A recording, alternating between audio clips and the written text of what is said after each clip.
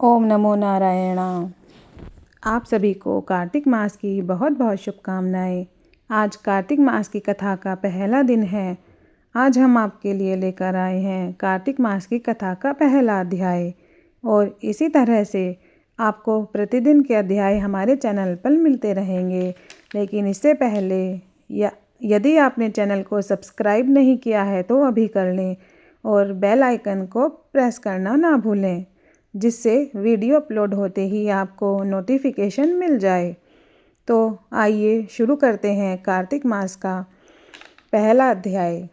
इस अध्याय को सुनने मात्र से ही अश्वमेध यज्ञ का फल भी मिलता है।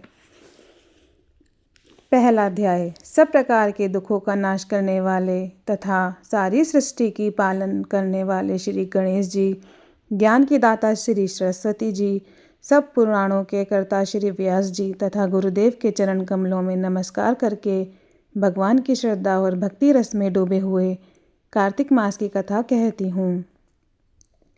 नैमिषारण्य में वास करने वाले सैनकादि 88,000 ऋषि श्री सूत जी से कहते हैं कि ब्राह्मण, आप हमारी इस घोर कलयुग से रक्षा करने के लिए कोई सरल उपाय बताएं। उनका यह प्रश्न सुनकर श्री सूत जी कहने लगे कि हे ऋषियों, भगवान के चरणों में तुम्हारी अटल भक्ति देखकर मैं तुमसे कार्तिक मास महात्म्य की कथा कहता हूँ, जिसके सुनने मात्र से मनुष्य के सब पाप नाश हो कर बैकुंठवास हो जाता है। आप सावधान होकर सुनिए। एक समय नारद जी ब्रह्मलोक में जाकर सारे जगत के कर्ता श्री ब्रह्मा जी से विनती भाव से पूछने लगे कि हे पितामह, कृपा करके कोई ऐसी सुंदर कथा कहिए जो सब पापों के नाश करने वाली हो। तब ब्रह्मा जी कहने लगे कि हे पुत्र, भगवान के चरणों में तुम्हारी ऐसी प्रीति देखकर मैं तुमसे कार्तिक मास का महात्म्य कहता हूँ, जिसको सुनने मात्र से मनुष्य के सब पाप नष्ट हो जाते हैं और वह बैकुंठ का अधिकारी हो जाता है। कि कार्तिक मास भगवान का अति प्रिय है। इसमें किया हुआ व्रत, दान, नियम तथा कीर्तन अनंत फल देने वाला होता है। अतः सारे संसार की भलाई के लिए तुमने अति सुंदर प्रश्न किया है। मैं इस कथा को तुमसे कहता हूँ, तुम सावधान होकर इसकी विधि सुनो। व्रती मनुष्य प्रातःकाल ब्रह्म मुहूर्त में उठकर शौचादि से निर्वत होकर 22 अंगुल लंबा सुगंधित वृक्ष का दातुन करे, परंतु श्राद्ध के दिन, सूर्य तथा चंद्र ग्रहण के दिन, एकम अमावस, नवमी, छठ, एकादशी तथा रविवार को दातुन न करे।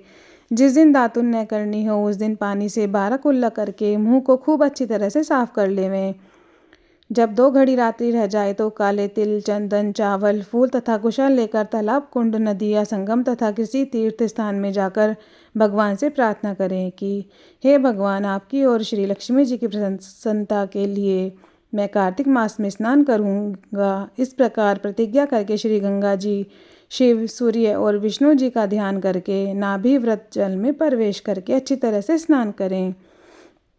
फिर जल से बाहर आकर देवता, ऋषि और पितरों का तर्पण करें। स्नान के पश्चात षोडशोपचार विधि से भगवान का पूजन करें। भगवान को अर्घ्य देवें और प्रार्थना करें कि हे भगवान, श्री राधा सहित मेरे इस अर्घ्य को ग्रहण करें। और इस प्रकार प्रार्थना करके 16 चीज़ें आवाहन, पाग, अर्घ्य, आचमन, स्नान, वस्त्र, चंदन, अक्षत, पुष्प, धूप, दीप, नैवेद्य, तांबुल, पोंगी फल, दक्षिणा और नमस्कार भगवान की मूर्ति को अर्पण करके तुलसी मंजरी से भगवान का पूजन करना चाहिए। इसे षोडशोपचार पूजन कहते हैं। जय जय श्री राधे। पहला अध्याय समाप्त।